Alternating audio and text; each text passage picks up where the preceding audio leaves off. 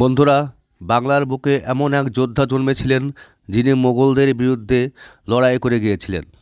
তার নাম রাজা সীতারাম রায়। আজ জানব সেই বীরের স্বাধীনতা সেনানীর অজানা ইতিহাস।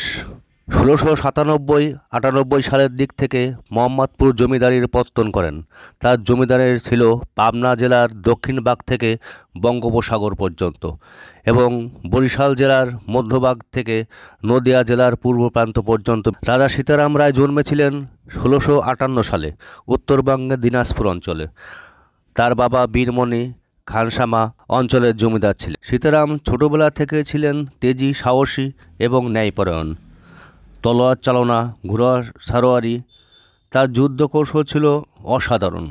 তার সাহসিকতা দেখে স্থানীয় মানুষ তাকে নেতা হিসেবে মানতে শুরু করেন। ধীরে ধীরে তিনি বিস্তৃত অঞ্চলে শাসন ভাগ দেন। তিনি দুর্নীতি, অত্যাচার আর অবিচারের বিরুদ্ধে কঠোর ছিলেন। একসময় জনগণ তাকে রাজা সীতারাম রায় বলেই সম্মান করতে শুরু করে।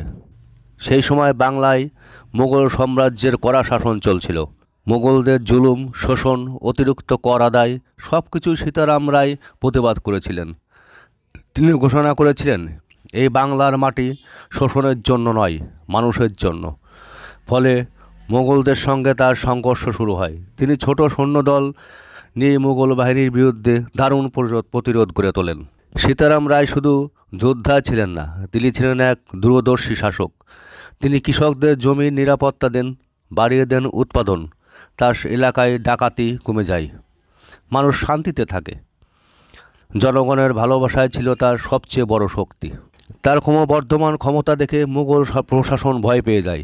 একসময় বিশাল বাহিনী পাঠায় সীতারাম রায়ের দমন করতে। সীতারাম রায়কে দমন করতে। অন্যায়ের বিরুদ্ধে শেষ নিঃশ্বাস পর্যন্ত লড়াই করেন তিনি। অবশেষে এক ভয়াবহ যুদ্ধে তিনি বন্দী হন। তারপর তাকে নির্মমভাবে মৃত্যুদণ্ড দেওয়া হয়। মোগলরা ভেবেছিল তার মৃত্যুর বিদ্রোহ শেষ হয়ে যাবে, কিন্তু সত্যি বলতে এখানে শেষ হয়নি যুদ্ধ। এখান থেকেই শুরু হয়েছিল বাংলার প্রতিরোধ।